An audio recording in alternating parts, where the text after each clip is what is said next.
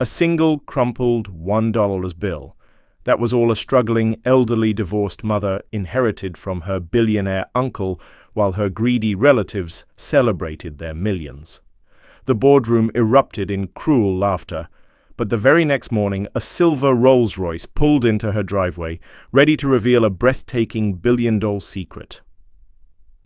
At 64 years old, Caroline Hayes had learned that life rarely offered fairy tale endings. After 38 years of marriage, her husband Greg had left her for a woman half her age, utilizing a team of ruthless attorneys to strip Caroline of her pension, her savings, and the suburban home she had meticulously maintained for decades. Now she lived in a drafty third F floor or walk-up in Queens, spending her golden years working at a local bakery just to keep the lights on. She was exhausted, her hands scarred from decades of quiet sacrifice, and her heart heavy with the betrayal of a life she thought was secure. So when the heavy cream-colored envelope arrived from the prestigious Manhattan law firm of Abernathy, Linwood, and Carmichael, Caroline allowed herself a fleeting, dangerous moment of hope. The letter summoned her to the reading of the will for her late great-uncle, Nathaniel Harrington. Nathaniel was a relic of a bygone era of American titans. He had built his fortune quietly in logistics, rare earth minerals, and real estate, operating with the same ruthless efficiency as the Ayers or the Vanderbilts. In his later years he became notoriously reclusive, firing his staff and isolating himself in his various properties, while the rest of the Harrington family viewed the old man as a walking ATM, hovering around him only when they needed capital for their vanity projects. Caroline had been different. She visited him without an agenda. She brought him homemade blackberry preserves, listened to his rambling stories about the post-war industrial boom, and never, not once, asked him for a dime. The reading took place on a miserable, rain-swept Tuesday. Caroline arrived in her worn wool coat, feeling glaringly out of place in the opulent mahogany-paneled boardroom overlooking Central Park. The room was already suffocatingly full of Harrington heirs. Her cousin Penelope sat at the head of the table, clutching a crocodile-skin Birkin bag and wearing an expression of calculated grief. Penelope's brother, Theodore, paced the room in a bespoke Italian suit, already calculating his projected net worth on his phone. Even Caroline's ex-husband, Greg, had somehow slithered into the room, ostensibly representing the interests of their adult son, but truly there to see if he could sink his claws into whatever scraps Caroline might receive. "Look who decided to crawl out of the outer bureaus," Penelope whispered loudly to Theodore, earning a chorus of muffled snickers. Greg leaned against the wall, offering Caroline a smug, condescending smirk. At exactly 10 St. Harrison Abernathy, a severe man in his late 60s with silver hair and wire-rimmed glasses entered the room. He carried a leather-bound folio. The room fell dead silent. "We are here to execute the final will and testament of Nathaniel Harrington," Abernathy announced, his voice devoid of emotion. "Mr. Harrington was a man of specific tastes and explicit intentions. I will dispense with the pleasantries as he requested." Abernathy opened the folio. The next hour was a dizzying parade of wealth distribution that made Caroline's head spin to Penelope Harrington, the triplex penthouse in Manhattan, the summer estate in the Hamptons, and a liquid sum of $75 million, to Theodore Harrington, the controlling shares of Harrington Logistics, the corporate jet, and a trust valued at $120 million, to various minor cousins and associates, sums ranging from $5 to $10 million. As the millions were doled out, Caroline sat quietly in the back, her hands folded in her lap. She didn't need millions. She just needed enough to pay off her mounting medical debts and perhaps finally retire. Just enough to breathe. Finally, Abernathy turned the page. He adjusted his glasses and looked directly at Caroline. The room leaned in, collective breath held. "And finally," Abernathy read, his tone shifting slightly, "to my niece, Caroline Hayes. Caroline is the only member of this family who always showed me genuine kindness. She's the only one who visited an old man simply because he was family. She never asked me for a dime." Abernathy paused. Penelope rolled her eyes. Greg crossed his arms, leaning forward like a predator sensing a kill. "Therefore," Abernathy continued, reading Nathaniel's exact words, To Carolyn, I leave exactly what she asked of me in life, one single United States dollar. May she spend it as wisely as she has spent her time." The silence in the boardroom was absolute. Then a sharp, ugly laugh cut through the quiet. It was Greg. $1. Greg Gorford, slapping his knee. "You wasted all those weekends, all those train rides upstate, baking pies for a crazy old bat, and you got a single buck. Oh, that is poetic." Penelope didn't even try to hide her amusement, pressing a manicured hand to her mouth to stifle her giggles. Theodore shook his head, looking at Caroline with utter pity. "Well," Theodore sneered, "don't spend it all in one place, Caroline. Maybe you can buy a pack of gum for the subway ride back to Queens." Caroline felt a hot flush of humiliation creep up her neck, but decades of enduring Greg's emotional abuse had given her a spine of steel. She didn't cry. She didn't scream. She stood up slowly, her joints aching, and smoothed out her threadbare coat. Abernathy walked over to her. In his outstretched hand was a crisp, new $1 bill. "Thank you, Mr. Abernathy," Caroline said, her voice steady. She took the dollar, slipping it into her purse. "Nathaniel was a good man. I didn't love him for his money." She walked out of the boardroom, ignoring the echoing laughter behind her, but as she rode the elevator down to the street, a single tear escaped her eye. It wasn't the lack of money that broke her heart. It was the realization that the one man she thought saw her worth had reduced her entire existence to a cruel public punchline. Caroline barely slept that night. She returned to her cramped apartment, pinned the $1 bill to a refrigerator with a magnet, and stared at it while nursing a cup of cheap tea.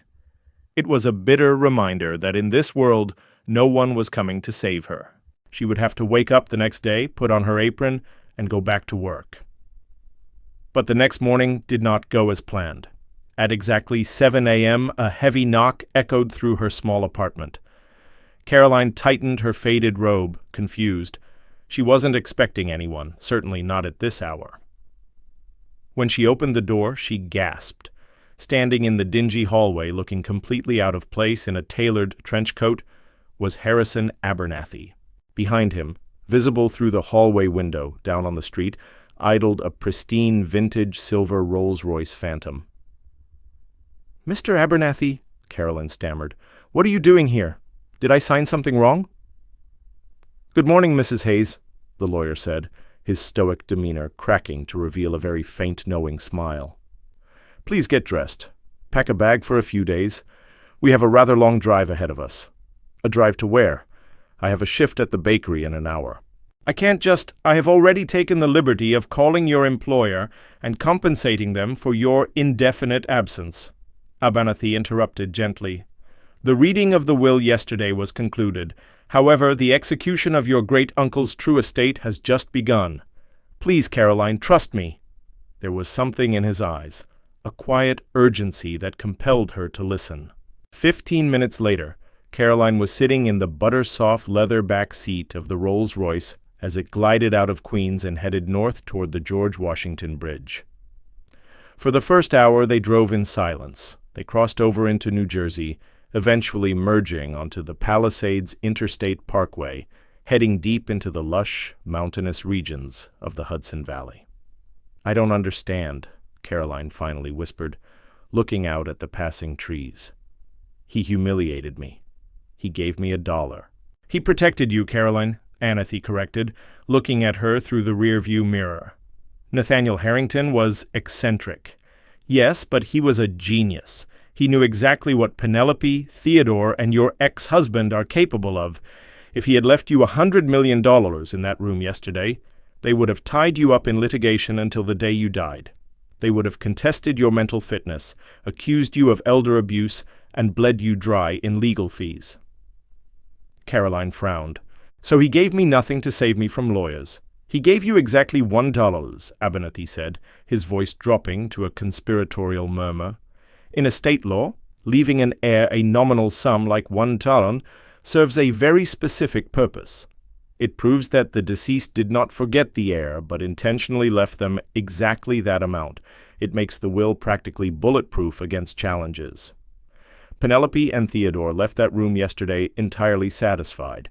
They will not look into your affairs, and more importantly, they will not look into his hidden affairs.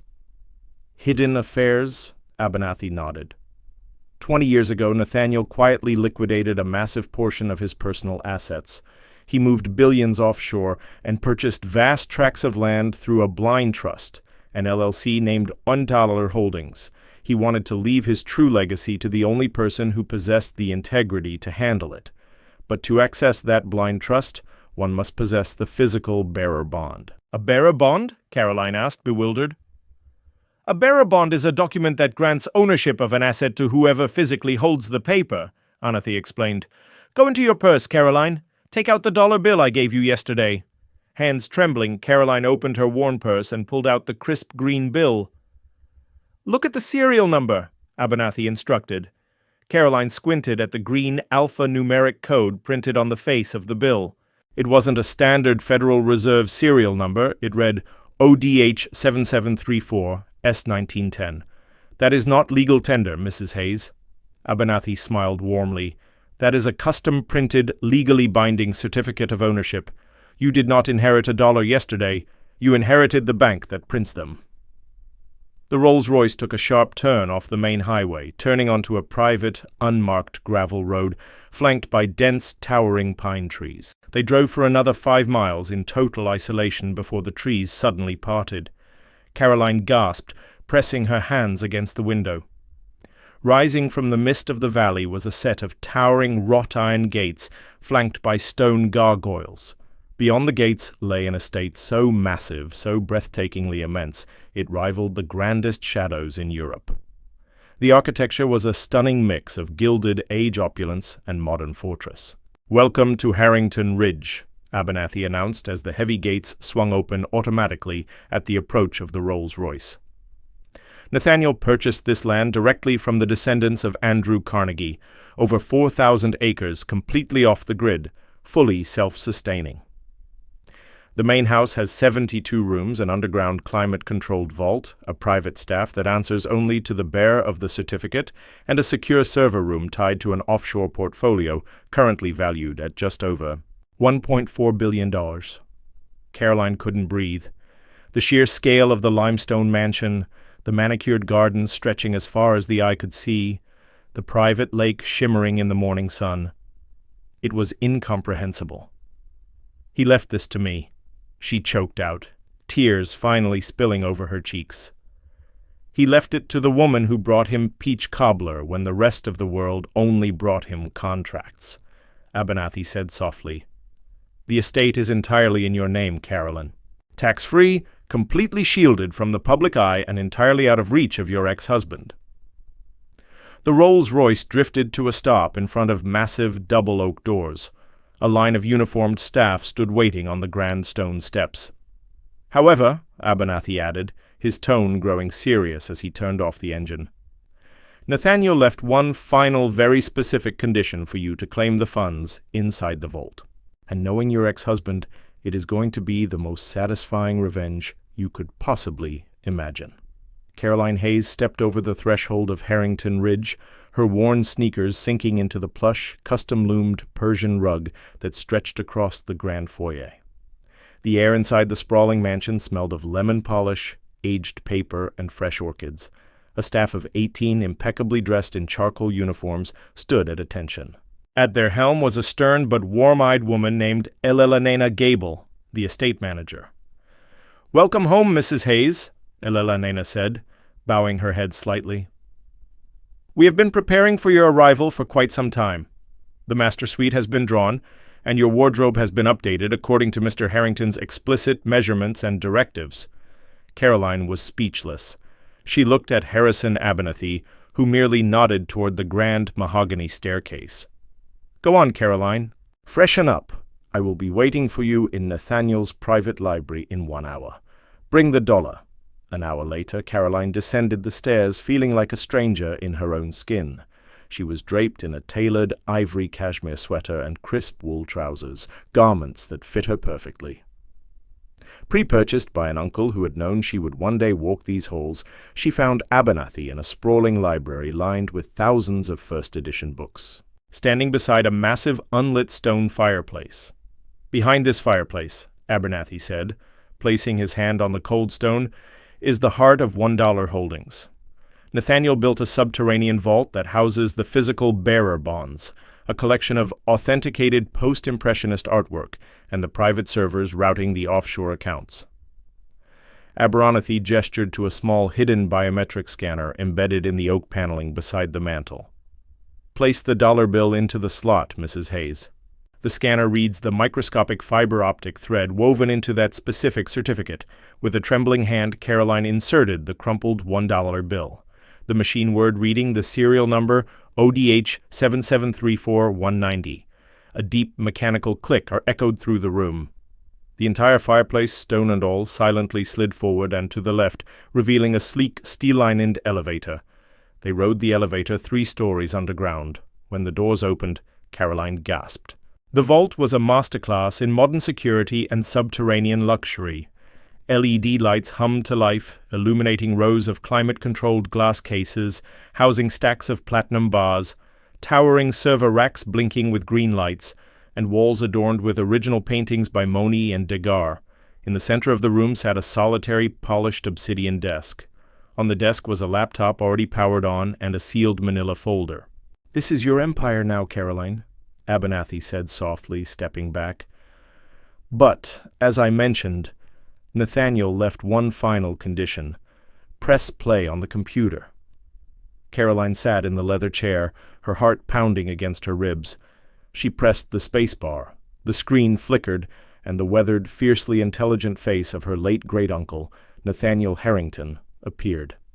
He looked tired, but his eyes burned with that familiar, uncompromising fire. "Hello, sweet Caroline," Nathaniel's recorded voice rasped through the speakers. "If you are watching this, it means I am gone. And those vultures upstairs have finished picking over the scraps I left them.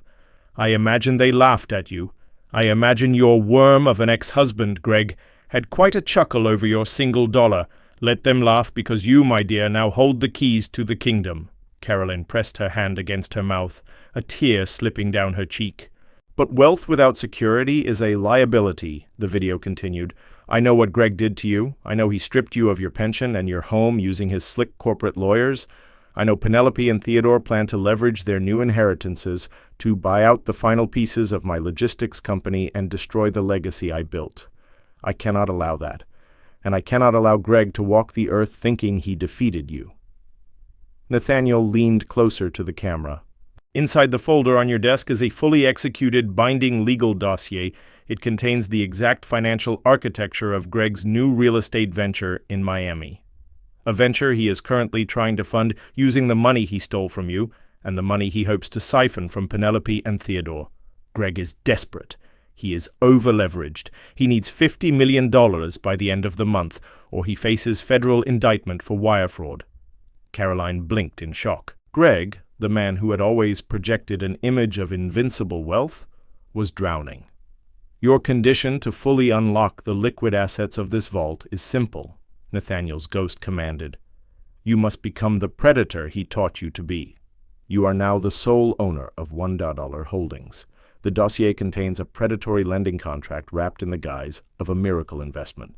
You will offer Greg, Penelope, and Theodore the bailout they so desperately crave. And when they sign it, Caroline, you will spring the trap, make them bleed, make them realize that the woman they discarded is the very architect of their ruin. Good luck, my dear. Make me proud." The video faded to black. Caroline sat in the glowing silence of the underground vault, the weight of the moment pressing down on her. For 38 years, she had been passive. She had allowed Greg to belittle her, to cheat on her, and to throw her away like garbage. She had allowed her family to treat her as an afterthought. She looked down at the manila folder. She opened it, scanning the densely typed legal jargon. It was a masterpiece of corporate warfare. Nathaniel had engineered a contract that offered a $50 million capital injection into Greg's failing company, backed by Penelope and Theodore's new inheritances. But buried on page 42 was a cross-collateralization clause. If Greg failed to produce a 10% return within 72 hours of the wire transfer, a mathematical impossibility given the hidden debts Nathaniel had uncovered, $1 Holdings would legally seize all collateral. That meant Greg's company, Penelope's penthouse, and Theodore's logistics shares would all default to the lender. Caroline looked up at Anathy. The lawyer was watching her intently, waiting to see if the sweet elderly baker from Queens had the stomach for absolute vengeance. Caroline slowly closed the folder.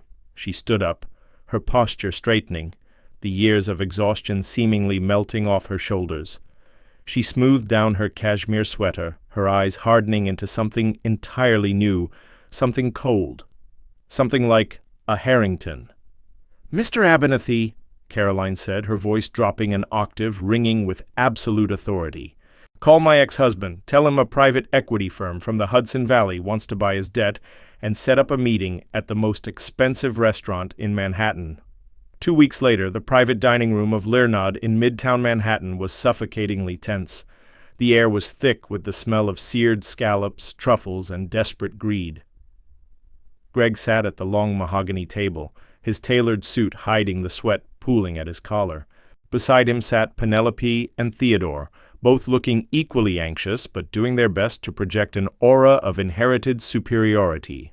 They had been summoned by the elusive CEO of $1 Holdings, a private equity firm that had inexplicably offered to bail out Greg's disastrous Miami development. Greg had convinced Penelope and Theodore to co-sign the loan using their fresh inheritances as collateral, promising them a guaranteed 20% return.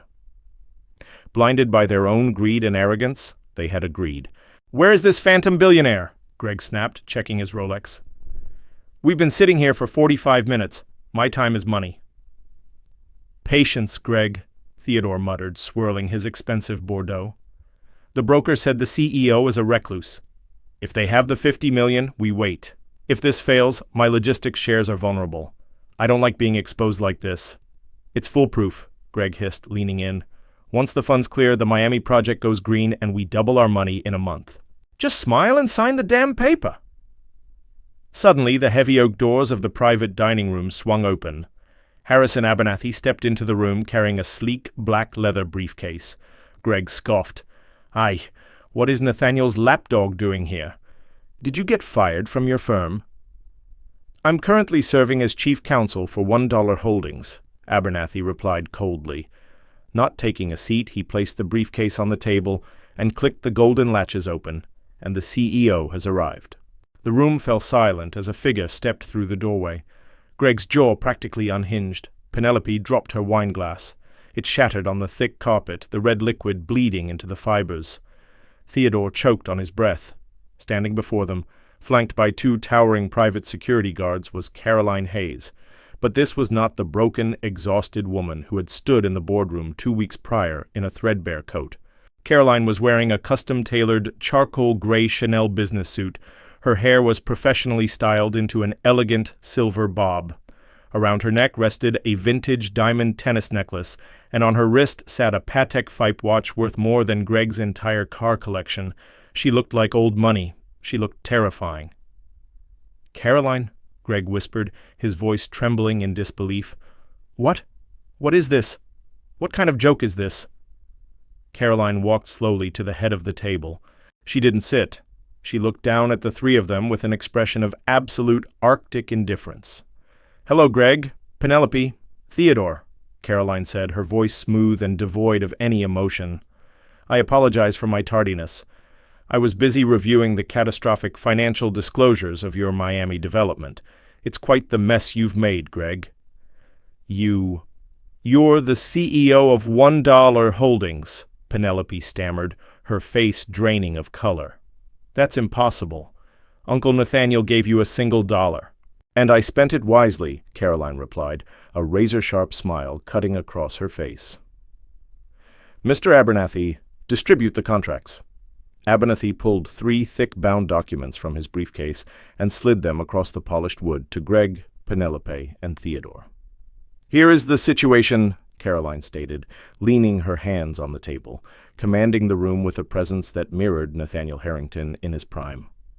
"Greg, you are 60 hours away from defaulting on federal loans. You are facing prison. I'm offering you exactly $50 million to cover your debts and keep you out of a federal penitentiary." Greg stared at her, utterly bewildered, his arrogant facade crumbling into pure panic. "Why? Why would you do that for me?" "Caroline, after everything." "Oh, it's not for you, Greg," Caroline whispered, her eyes locking onto his. "Look at page 42, the cross-collateralization clause." Theodore furiously flipped through the pages, his eyes scanning the dense legal text. Suddenly he stopped. He went entirely pale, looking up at Caroline in absolute horror. No, you can't do this. This states that if the Miami project doesn't yield a 10% return in 72 hours, One Dollar Holdings seizes the collateral." "And the collateral," Caroline clarified, her voice ringing like a judge's gavel, "is your inheritance, Theodore. Your controlling shares in Harrington Logistics, Penelope's penthouse, and every single remaining asset Greg possesses, down to his least luxury vehicles." "It's a mathematical impossibility," Theodore shouted, slamming his fist on the table. "The Miami project is a crater. It can't generate a 10% return in 3 days. If we sign this, we are legally handing you our entire inheritances by Friday." "That is correct," Caroline said simply. "Then we won't, son," Penelope shrieked, standing up. "You're insane, Caroline. You're a bitter old baker." Caroline didn't flinch. She turned her gaze to Greg, who was sweating profusely, staring at the contract as if it were a loaded gun. "If you don't sign Penelope," Caroline said softly, "Greg goes to prison for wire fraud by Monday morning. And guess what? During discovery, the feds will trace the seed money he borrowed from you and Theodore. They will freeze your assets under federal investigation for the next decade. You will lose the penthouses, the jets, the shares. The government will take it all." The room fell into a deathly, suffocating silence. The trap was flawless. Nathaniel Harrington had orchestrated a checkmate from the grave, and Caroline was executing it with lethal precision. They were cornered. Sign the paper and lose their inheritances to Caroline, or refuse to sign and lose everything to the federal government while Greg rotted in prison. "You planned this," Greg croaked, tears of sheer humiliation welling in his eyes. He looked up at the woman he had abused and discarded, finally realizing he was completely at her mercy. "You set me up. I merely gave you the rope, Greg," Caroline replied, her voice steady. "You tied the noose. Now sign." Trembling, utterly defeated, Greg picked up the gold pen resting beside the contract. He signed his name, essentially signing away his freedom and his non-existent wealth. Penelope sobbed loudly, cursing under her breath as she violently scribbled her signature. Theodore signed in silent, furious defeat, knowing he had just lost control of the family empire. Abernathy stepped forward, collecting the signed contracts, inspecting the signatures, and sliding them safely back into his briefcase. "The funds will be wired to cover your federal debts within the hour," Caroline said, turning to walk away. "You will not go to prison, but as of Friday you will be entirely bankrupt." "Penelope, I expect you to vacate my penthouse by the end of the week. Theodore, my new board of directors at Harrington Logistics will see you on Monday to relieve you of your duties." Caroline reached the heavy oak doors, pausing for just a moment without looking back. "Oh, and Greg," she said, her voice echoing in the silent room. "Thank you for the $1. It truly was the best investment I ever made." Caroline walked out of the restaurant, stepping into the crisp Manhattan air. The silver Rolls-Royce was waiting at the curb. As she slid into the back seat, she looked out the window at the towering skyscrapers. She had won. She had reclaimed her dignity, secured her future, and honored the only family member who had ever truly seen her value. She would return to Harrington Ridge not as a victim, but as a queen, ready to use her newly acquired billions to quietly change the world, one life at a time. The engine purred to life, and Caroline Hayes drove off into the sunset, leaving the ashes of her enemies behind. What a brilliant and satisfying twist. Caroline went from being the punchline of a cruel joke to the absolute mastermind of her own destiny, proving that kindness and patience truly pay off. If you loved seeing this struggling mom turn the tables and serve up the ultimate billionaire revenge, make sure to hit that like button, share this incredible story of sweet justice with your friends, and don't forget to subscribe to our channel for more amazing real-life dramas. Us.